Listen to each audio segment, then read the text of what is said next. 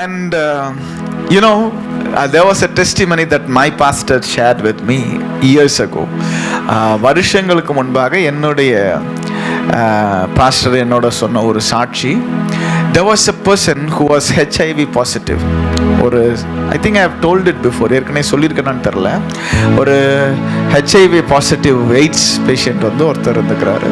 He came to the church and prayer was done. அவர் சபைக்கு வந்துக்கிறாரு, pastor pray பண்ணிக்கிறாங்க, அவர் heel ஆயிட்டார்.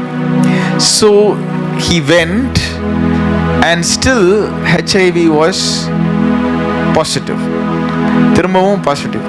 So அந்த after 10 years still positive, after 20 years still positive, but he was normal going all along. ஆனா அவருக்கு எந்த பிரச்சனையும் இல்லை, அவர் நல்லாவே இருந்தார், இன்னும் நல்லா இருக்கிறார் after many years, but the test result was still positive. You understand? அந்த டெஸ்ட் ரிப்போர்ட் என்ன பண்ணல, மாறல, அது அப்படியே தான் இருக்கு. அது பிரச்சனைன்னா சொல்லுது. ஆனால் இந்த மனுஷன் என்னைக்கு ஜபிச்சுட்டு போனானோ, ஊழியக்காரர் என்னைக்கு ஜெபம் பண்ணி அமிச்சாரோ, அன்னையிலிருந்து இவர் நார்மலாக இருக்கார். இவருக்கு எந்த பிரச்சனையும் இல்லை. 10 வருஷம், இப்போ 20 வருஷத்துக்கு மேலே ஆயிடுச்சு, அவர் நார்மலாகவே தான் இருக்கிறார். அது மாதிரி நிறைய சாட்சிகள். So the reports don't reveal the truth. அப்போ அந்த ரிப்போர்ட் என்ன பண்ணாது, நமக்கு உண்மையை சொல்லாது. Right? So you know the truth and you dictate the reality. நீங்க சத்தியத்தை அறிஞ்சிட்டு நிஜத்தை நியமிக்கிறீங்க. You understand? அதாவது எனக்கு வலி இருக்கலாம், என் பேங்க் அக்கௌண்ட்ல காசு இல்லாம இருக்கலாம். அப்போ வேதம் சொல்லுகிற சத்தியத்தை அறிஞ்சுக்கிட்டு அந்த சத்தியத்தின் மூலமா என் வாழ்க்கையின் காரியங்களை சீர்படுத்தி வைக்கிறேன்.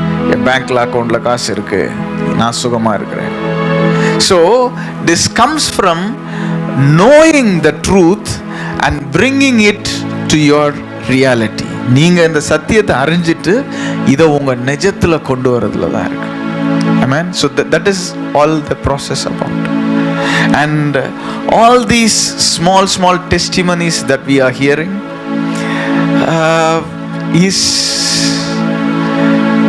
is little and we need more. இதெல்லாம் ரொம்ப சின்னது. நமக்கு என்ன வேணும், நிறைய வேணும். சாட்சி எப்படி சொல்லணும் தெரியுமா? நான் சும்மா அப்படியே போனேன் இந்த ஜிஹெச்குள்ள, அப்படியே ஒருத்தவங்களா ப்ரேயர் பண்ணிட்டே வந்தேன்னா, நான் கீழே வரும்போது ஹாஸ்பிட்டலே காலி ஆயிடுச்சு. நர்ஸு டாக்டர்லாம் டீ குடிச்சிட்டு இருந்தாங்க, ரொம்ப ஃப்ரீயாக இருந்தாங்க. அவங்கெல்லாம் கை கொடுத்து, பரவாயில்ல, ரொம்ப நன்றி, எங்களுக்கு ஒரு நாள் விடுமுறை கொடுத்தீங்க அப்படின்னு என்கிட்ட பேசிகிட்டு இருந்தாங்க. கடவுள் இருக்கிறார் அப்படின்னு சொல்லிட்டு வந்தேன். அப்படி சொல்லணும்.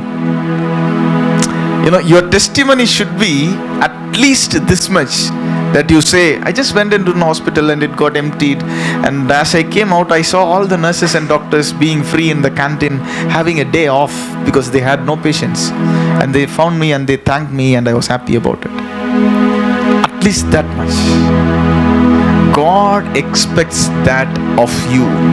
தேவன் உங்களிடத்திலிருந்து அதை எதிர்பார்க்கிறார்.